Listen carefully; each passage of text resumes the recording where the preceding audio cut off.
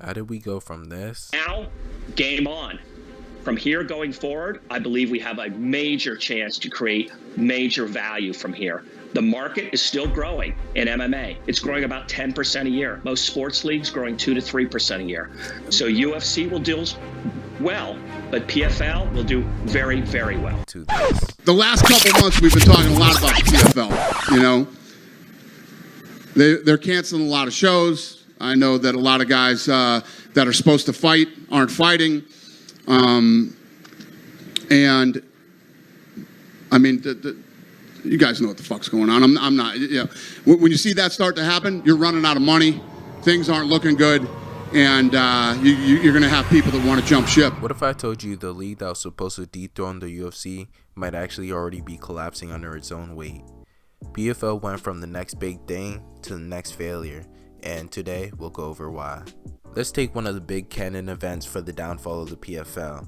At a time what seemed like a great move, we didn't see it behind the scenes. It was a gamble, one that failed, and that was the Bellator acquisition. What was supposed to happen was instant roster depth, super fights between champions, bigger market share, but what actually happened was the fighters doubled, but it caused brand confusions, fighters stuck in contract issues and not getting enough fights. Super fights were not done correctly that were done. Two brands meshed together and didn't have a clear identity. Instead of growing, it created chaos. When the UFC acquired Pride, WFC, Strikeforce, it all went under one brand.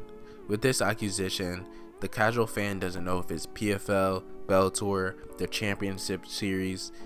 They don't really know which one. And from the talent fighters acquired to the acquisition of Bellator to the promoting, this is a lot of spending, maybe more than they actually have. All while owning international expansions like PFL Europe, PFL Mana, and they have more.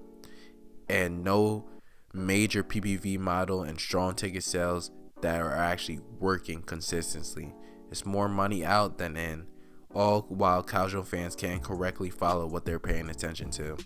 And on top of that, in a short amount of time, they spent $20 million on Ngannou, who didn't deliver what he promised for the league. He gave his opponent $2 million. They spent $10 million on the event that he fought in, Battle of the Giants, which ended up underselling than expected. And it's simply classic. They were spending way more money that they were getting in return, and that was part of their downfall. Take these numbers with a grain of salt. The exact number is not known, but it's estimated the UFC makes $1.3 billion annually. That is before the $7 billion deal that they had. The PFL and Bellator made about $40 to $200 million annually. Not only is that half of the UFC combined, when they were trying to be the next promotion, they were giving these fighters a reason to stay. What is that reason? Money. While the UFC notoriously kept their fighters at a bare minimum, the PFL and Bellator tried to compete with these numbers. Although less, they are comparative to the monster that is UFC, while being 4 times less. And when the PFL acquired these big fighters from Bellator, they can't just simply pay them way less than they're already getting paid. So they got to pay them equally or similar money that they're getting paid in Bellator, and have them fight consistently throughout the year. They needed more venues, more ticket sales, better PPV, better TV ratings, and fans that they simply don't have. So what do you do when you don't have enough money to pay your fighters? You shelf them, and that's where a major problem comes in. But that wasn't the final nail in the coffin, so let's go on to the next one, which is... Now, how they went about making their league is debatable whether it was right or wrong, but when you have 6 international leagues along with your main boat, you're bound to have people who joined casually scattered.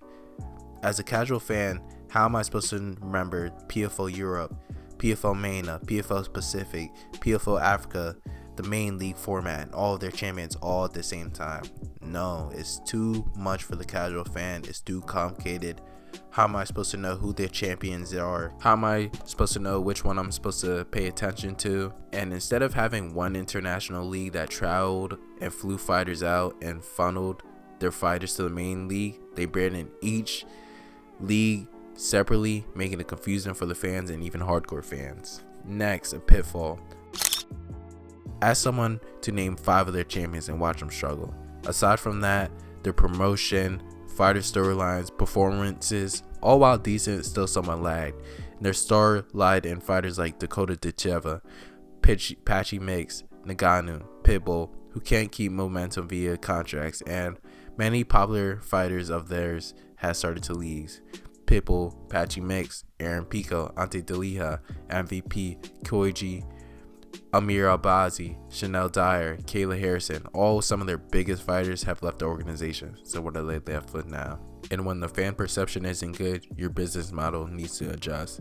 And I don't believe the PFL is simply failing because they didn't have enough money, but direction and handling of the league is where the main issue lies.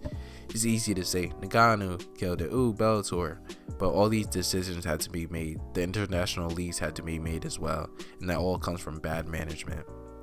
In the end, it officially looks like the UFC has won amongst all leagues of MMA. When people think of MMA, they think of UFC, and overall this is worse for the sport. When PFL acquired Bellator, the UFC felt pressure. Bonuses were getting random increases during events. We got better fights. Now that the UFC has a $7 billion deal, they're basically set. Their fighters have nowhere to go. They have no reason to innovate their brand.